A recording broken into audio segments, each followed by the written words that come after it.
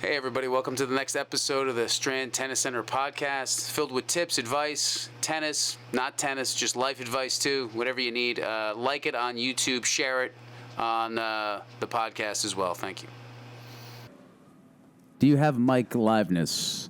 Yes, we do. Hello everyone, we're just doing this again. We started out really well, but we had a mic problem. So welcome to the Strand Tennis Center podcast. This is the week between New Year's and Christmas.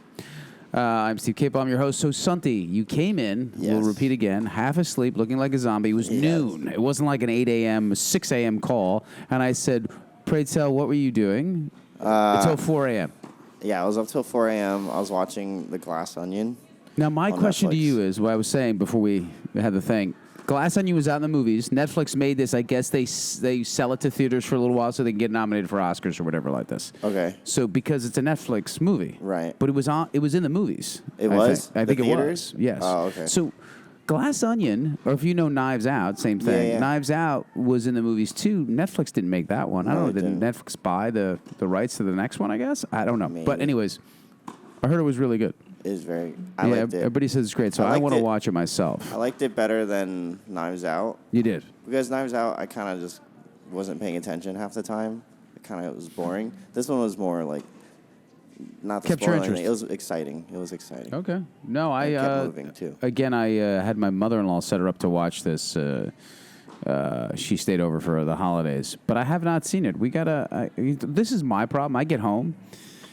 We actually worked out yesterday, but I get home and I get into a situation where I just do a little bit more work, eat, and then we just doze off. I put Curb or Seinfeld on. I doze off in like half an hour. That's it. So I don't Seinfeld. Seinfeld's the best. Yeah. You should watch Curb though. You know Curb Your Enthusiasm? Yeah. Oh my God, seen it classic. Like a couple times. So it's more of just background stuff. I'll read a little bit and fall asleep. I don't have the energy to stay up till 4 and watch a movie. Boy, that must be fun. Yeah. I miss those days sometimes. Yeah. But then you're just screwed in the morning. Yeah. Like, I hate waking up late. I like starting my morning because my day's basically done today after this. Yeah. So it's good to do that makes too. Sense. I don't know. But I feel like if I stay up till 4, I don't stay up till 4 unless I know I don't have to come in until later. Okay.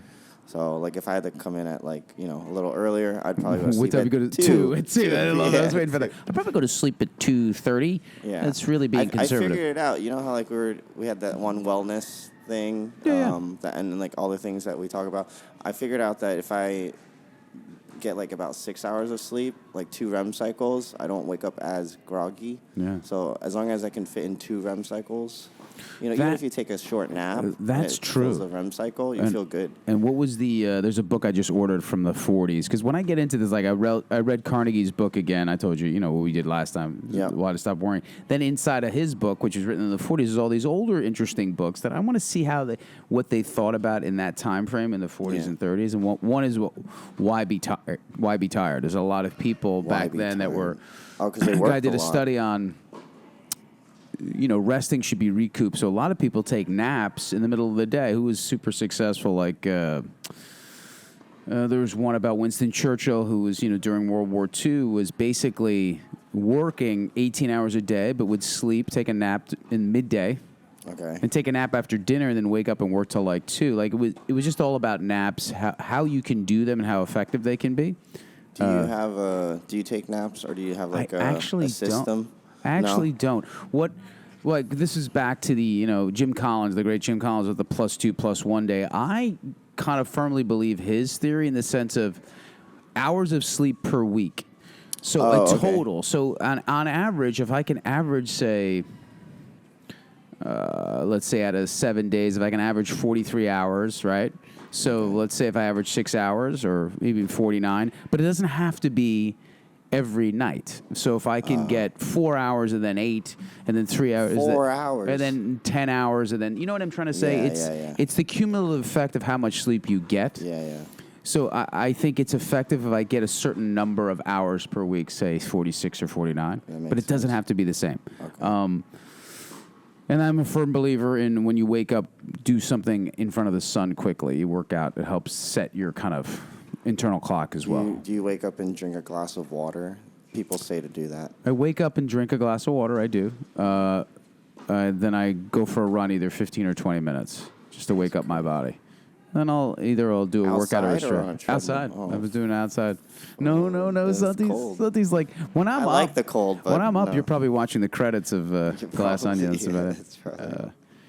So back to that book, like Why Be Tired? I ordered it. I want to read it, but again, maybe the effectiveness of a nap is very key.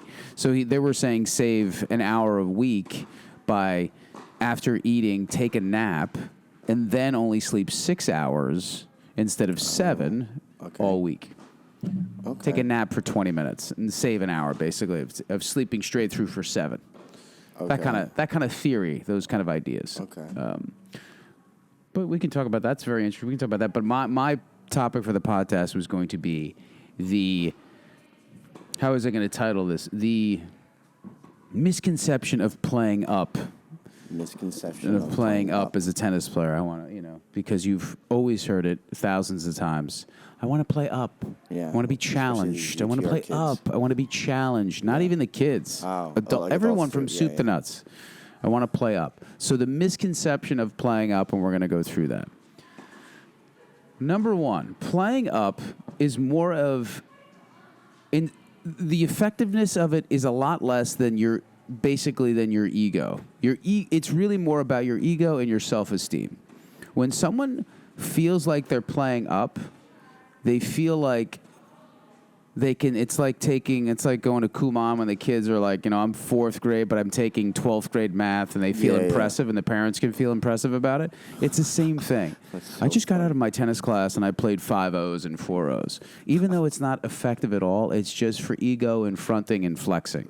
That's all it's about. It's kind of sad. In the great line, after you sink that in about how my ego feels, how I feel about it, the great line is saying, when I play someone better than me, I step up to the challenge and I play better. And that's a big misconception too. Okay. Because if I ask the other player who is playing that person, they'd be like, I'm bored out of my mind. This sucks.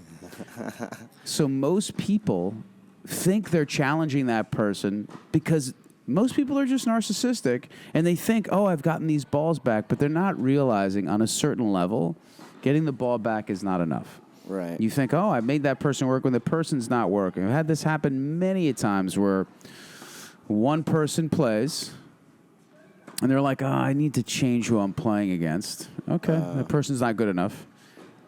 Is this person available? I was like, that person doesn't want to play with you. That's the whole way it goes. They think, there's no way, because it's like... But does that other person think that they're too good to play with the first person? It's always... The person, the person that's, say, in the middle, and I'm putting them with someone I think they're pretty equal to, but they think they're better than, they want to play the person that is better than them. They think, is that person available? And then I tell them, I hate to tell you, that person that's above you doesn't want to play you. And they can't believe it. Yeah. They can't believe that they're not challenging that person. It's a very hard thing to take. And my job many a times is to tell that person, listen, this is very effective for you. This person is pretty close to your equal, even though you may beat them. Don't lose the fact. Don't get wrapped up in thinking that, again, it's going back to, it's just an ego boost. People love the fact, I played someone that was 5 in the nation or whatever, if you put it on that level, or just played someone that was a 4-5 and I'm a 4-0. And most people in general, when you have that talk with them, this is just life in general, don't care about that other person. They only care about themselves. Okay. So if they really looked at it, they'd be like, maybe I'm wasting this person's time. It's very rare. I mean, very rare where you get a person go, I'm just not good enough, and I don't think, and that's a very healthy individual. Yeah. Most people don't really give a shit about the other person. They want to be challenged. Okay. So parents, this is an honest podcast, the way life is. Parents who they say, their kid needs to be challenged. Even parents that play, I want to be challenged. And I always say, what about that person that is challenging you? What are they going to do? And they go, they can't believe that they're not challenging them. But what are they going to do? If that theory were correct, anybody that challenged someone should be playing the other person that challenged. No one would play anybody that challenged them, because that person needs to be challenged by somebody else. Exactly. So then that person above them be like, oh, I can't play this person. I need to play somebody else. So the theory of playing up is a total misconception. It does not work. What you should focus on, and if you want to be a successful athlete on any level, is focus on all the people below you. All of them. If you beat every single person below you, guess what's going to happen? Or close to equal to you. You probably have an 85 to 90% winning percentage. Okay. If you get decent enough. So a perfect example on the highest level is a professional athlete named David Ferrer, if you knew who he was, a Spanish player. He was always 3 in the world, 4 in the world. He beat everyone below him. Yeah. And the guy was 3 in the world, and he's basically a Hall of Famer. Yeah. And he'd lose to who? Djokovic, Nadal, Federer. That's 3 guys. Yeah. And then he beat everybody else. Yeah. So think of that theory. Don't worry about the 7 people above you. Beat people that are equal to you and below you, and you're going to be a great player.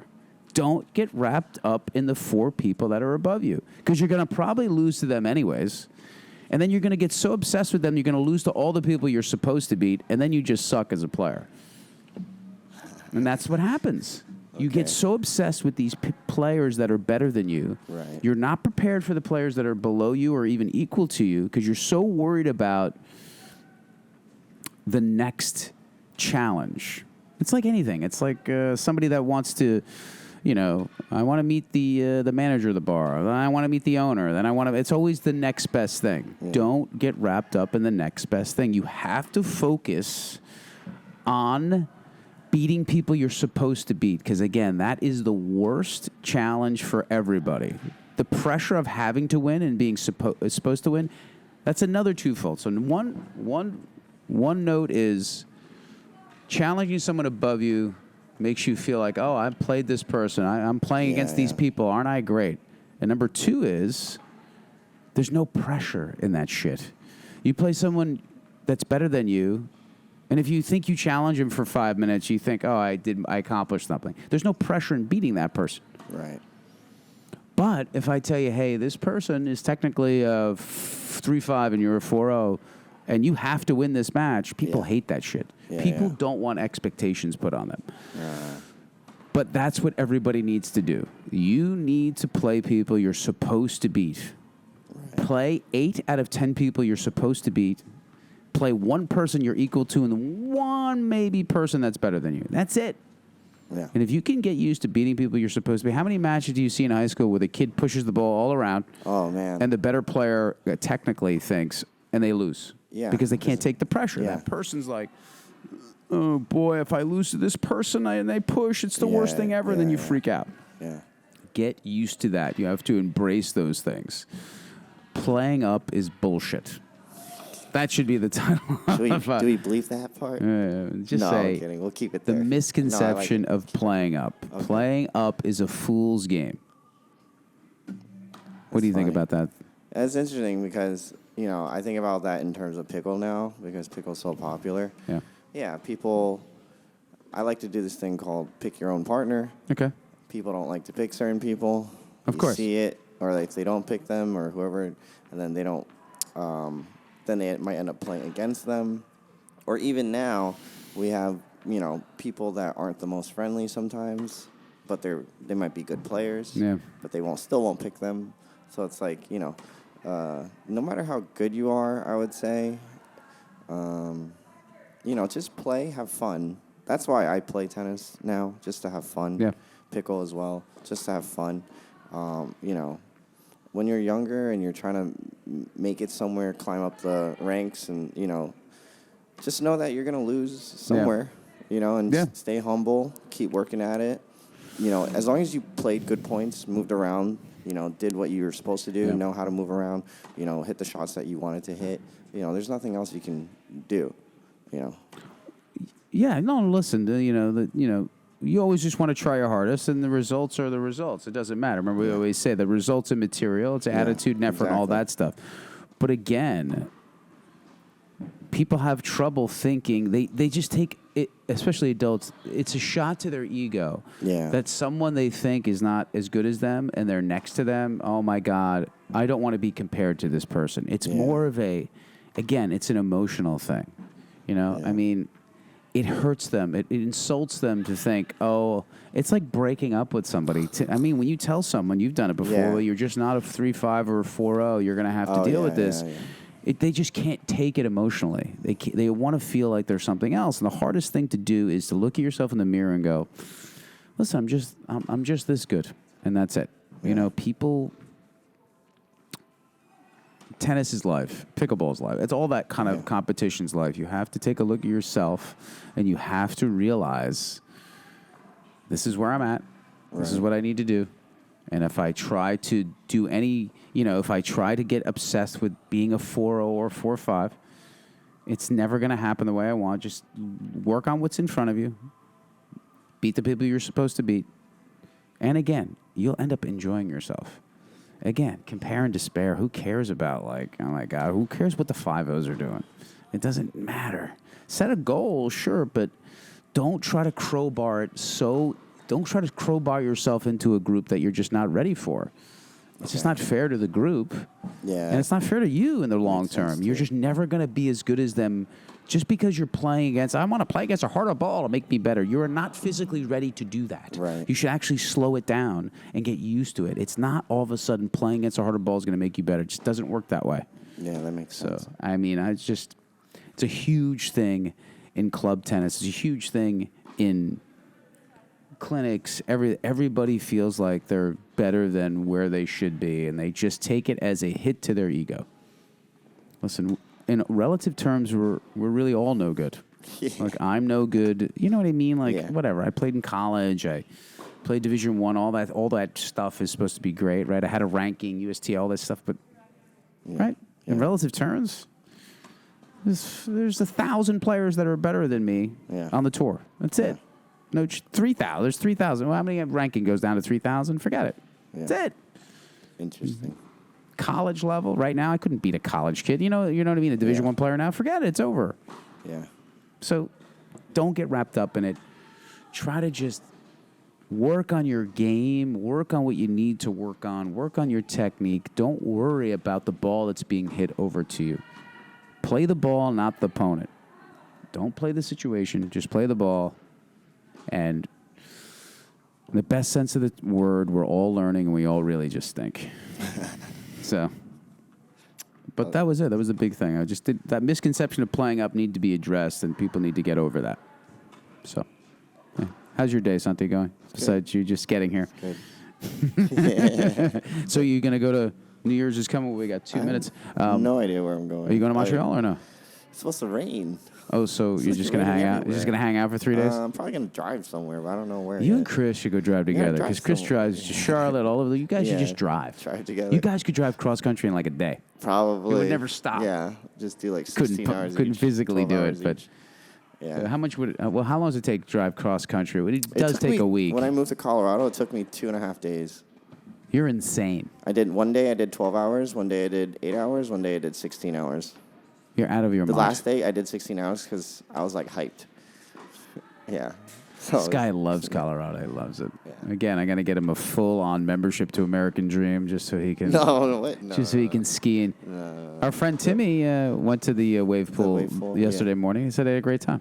They have a summer camp over there. You want me to pay for a summer camp for you? Don't buy me anything. No, I don't need anything. I'm kidding. I'm not going to get you a summer camp. We're going to go with the kids. Dude, they're probably better than me, so I wouldn't mind. That's probably true. They're probably nasty. I'll get you a little American Dream gift. Funny. Okay. Okay. Don't worry about it. Don't buy me. Yeah, don't worry about it. Yeah. All right. Well, that's it. That's all I got. I just wanted to talk about that misconception of playing up. Thank you. All right, everybody. Again, like Mr. Carnegie says, keep busy. Keep busy. It helps you. Keeps the mental health. It keeps the mental insanity at bay. All right. Thanks, guys. Have a good year. Hey, everybody. Hope you like the podcast. Please share it with your friends. Anybody that you know, anybody that's into tennis, anybody that's into bettering themselves, share it.